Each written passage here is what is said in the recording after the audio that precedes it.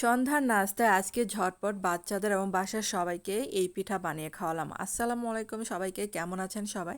আশা করি তো ভালো আছেন। আলহামদুলিল্লাহ আমিও ভালো আছি। এখানে আগে থেকে জাল করে নেওয়া গরুর দুধ মানে লিকুইড দুধটা জাল করে নিয়েছি, 1 লিটার দুধ হবে।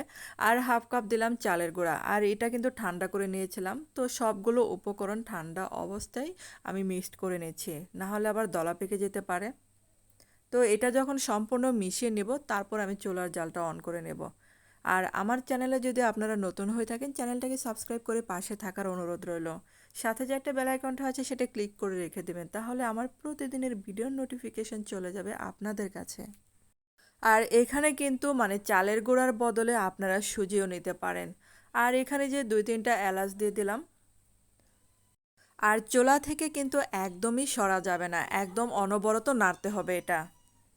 আর এটা নাড়তে নাড়তে দেখেন একদম ঘন হয়ে যখন আসবে, তখনই আমি একটু ঘি দিয়ে দিলাম।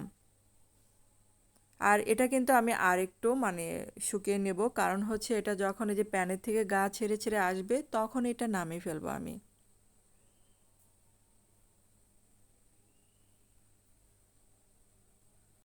আর এটা যখন একদম এই যে প্যান থেকে ছেড়ে ছেড়ে আসবে, তখনই কিন্তু এটা বুঝবেন যে এটা হয়ে গেছে।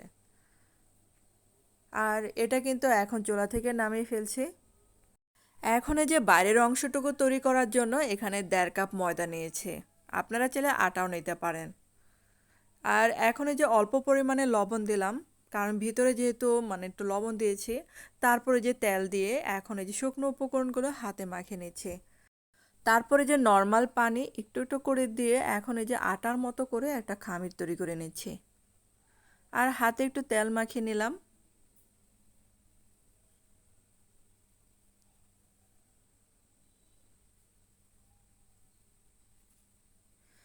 আর এটা মাখিয়ে কিছুক্ষণ ঢাকনা দিয়ে ঢেকে রাখবো। তারপরে যে আমি এখানে বেলন এবং পিঁড়িতে আমি করে রেখেছি, তেল মাখিয়ে নিয়েছিলাম। তারপরে একটা রুটি বানিয়ে নিয়ে সাইড দিয়ে একটু কেটে নিচ্ছি।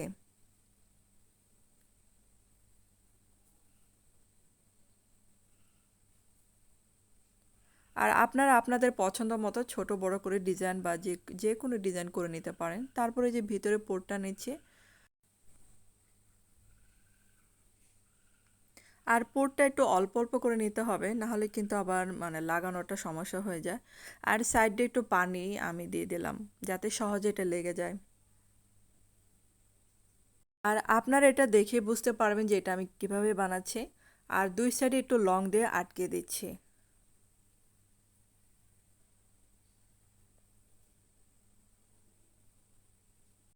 আর লং দিয়ে মানে আটকে দিলে আপনার ভাজলে একদমই খুলে যাবে না। আর সুন্দর একটা মানে স্মেল আসবে।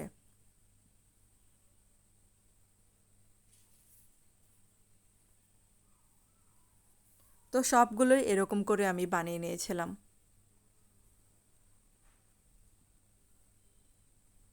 আর এখন হচ্ছে ভাজার পালা। তো আগে থেকে চুলায় তেল দিয়ে রেখেছি। আর চুলার আঁচটা একদম মিডিয়াম আঁচে রাখতে হবে। আর মিডিয়াম আঁচে রেখে একদম মচমচে করে আমি ভেজে নেব।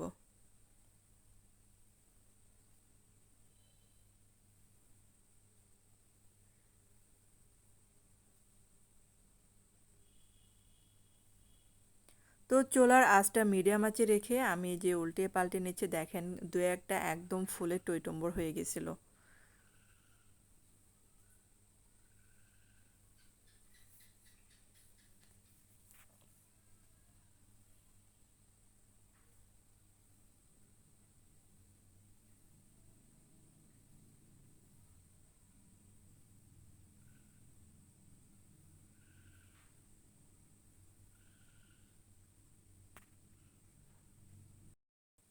আর দুই সাইডে এরকম ব্রাউন কালার করে আমি ভেজে নেব।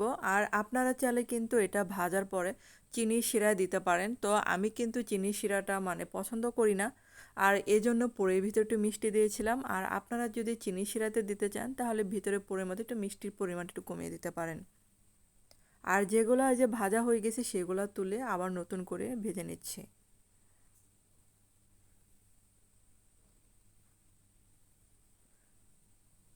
আর এই পিঠাটা গরম গরম যাকে দিবেন সেই আপনার প্রশংসা করবে, অনেক অনেক পছন্দ করবে এই পিঠাটা। তো গরম অবস্থায় খেলে কিন্তু দারুণ লাগবে। আর অবশ্যই ট্রাই করে আমার কমেন্ট বক্সে জানাবেন কেমন হলো আমার পিঠাটা। আর চালের গুঁড়ার বদলে আপনারা সুজি অ্যাড করতে পারেন ভিতরে পুরটা। তো সবগুলো এরকম করে ভেজে নিয়েছিলাম।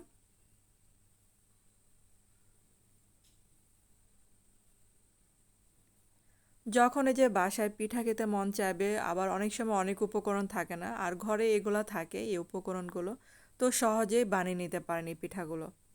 আর এখন এই যে আপনাদেরকে একটা ভেঙে দেখাচ্ছি। তো ধন্যবাদ সবাইকে এতক্ষণ আমার ভিডিওটা দেখার জন্য।